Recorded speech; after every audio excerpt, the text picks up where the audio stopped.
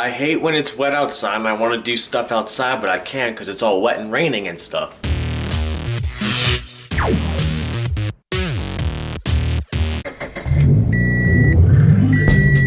Now, before we start anything with this video, if you guys could please just drop a subscribe, maybe a like, maybe even comment something. That would be super dope, and I would appreciate that a crazy amount. What is going on, guys? Now, this is a question that I have personally received a few times, and I've seen this question a lot on the internet about dailying your car with a burble tune. Or is it even safe to drive a burble tune if you have cats or like a stock exhaust or anything like that? That is not how I wanted to start this day today. So back when I had my Dodge Dart, the tire pressure monitor sensors, TPMS, were like, I guess the smart ones. So you could actually check your individual tire pressure in the gauge cluster. And when I got this car, I was expecting the same thing because it has this entire screen and it doesn't have that. So right now, like, my light came on and I went out and none of the tires looked flat, so I don't know which one is low. I think it's the back right one. I'm pretty sure it is. I was having problems with that tire before, so I think it is that one. But that's one thing I'm surprised that this car doesn't have. You know, like a Dodge Dart, which isn't like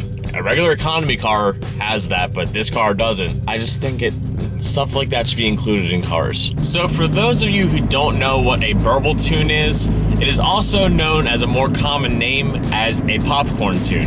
So what it is a tune that allows your car to backfire a lot more than it should. Now, I don't know the entire science behind it.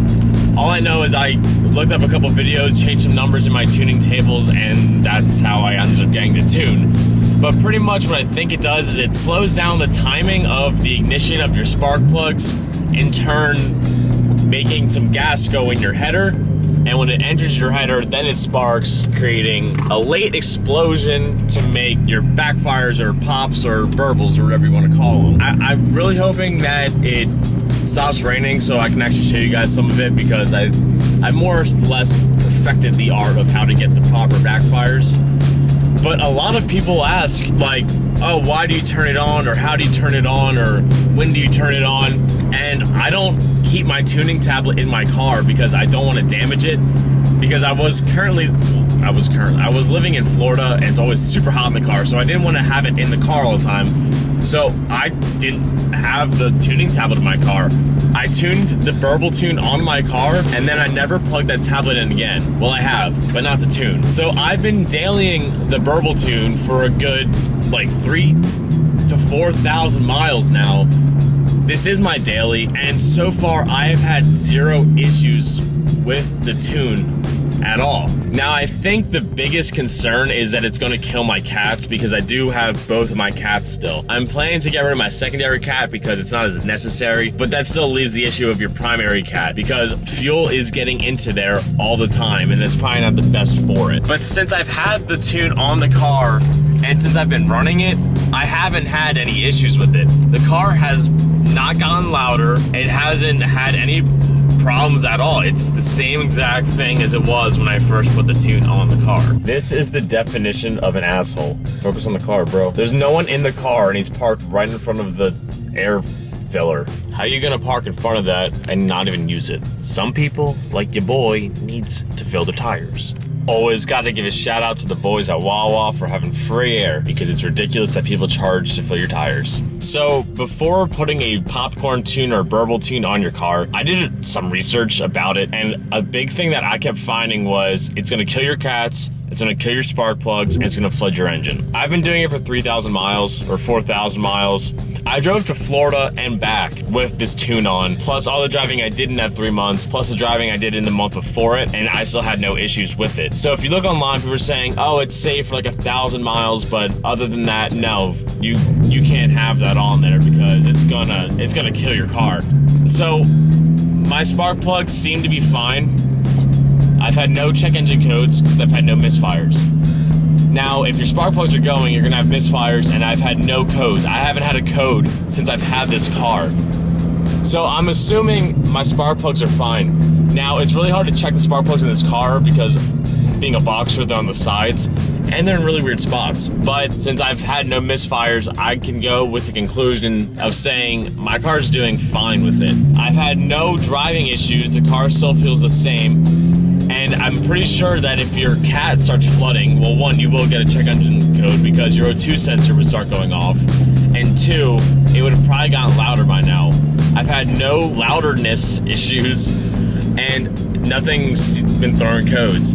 So with my personal experience, I'm gonna go ahead and say it is perfectly safe to daily a car with a burble tune on it. No problems with mine. Now, if you have a burble tune, you start getting engine codes and your car starts fucking up, don't come blaming me. This is all personal experience. This whole car is personal experience, so that's why I like to share what I've experienced. Coming from Florida, coming back to Pennsylvania is really, really weird because I didn't think I was ever getting used to the heat, but I definitely was. It is 65 degrees outside and I'm wearing my regular outside attire and I'm absolutely freezing right now. I'm assuming that's why my tires were flat. They were all about like 27 PSI, so they were a little bit low, like all of them all around.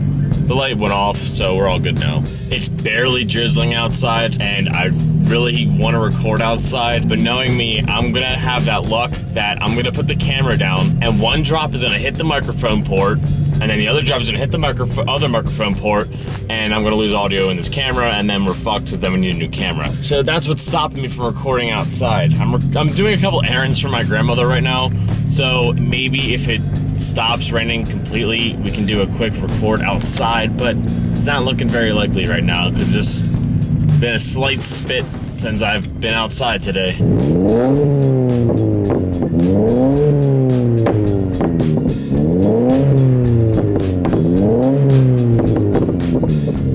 So I do have some parts planned out. I have something that is currently on the way. I've been waiting for like probably close to 10 days now. It's a small thing, but it's a start to something, and I'm pretty excited about it, honestly. But if you guys could head over to my Teespring account, it's Teespring / actually, I don't remember what it's called, but it is in the description below. So if you guys could pick up some merch, that'd be super dope, because every time you guys pick up merch, it's gonna help me go get more car parts. Every time I get money from my merch, what do you mean this road's closed? I am planning to spend all of that money on my car, on getting aftermarket parts, and that would be incredible if you guys could do that for me. So comment what you guys think about the whole popcorn tune or reliability issues or anything. And if you guys have had any issues with it, please comment that too, because I'm kind of curious, because I haven't had any, but maybe I haven't been driving it enough. But I'm gonna leave you guys off here, so comment, like, subscribe, do all that fun stuff. Keep doing you, and I'll catch you guys next time. Peace out.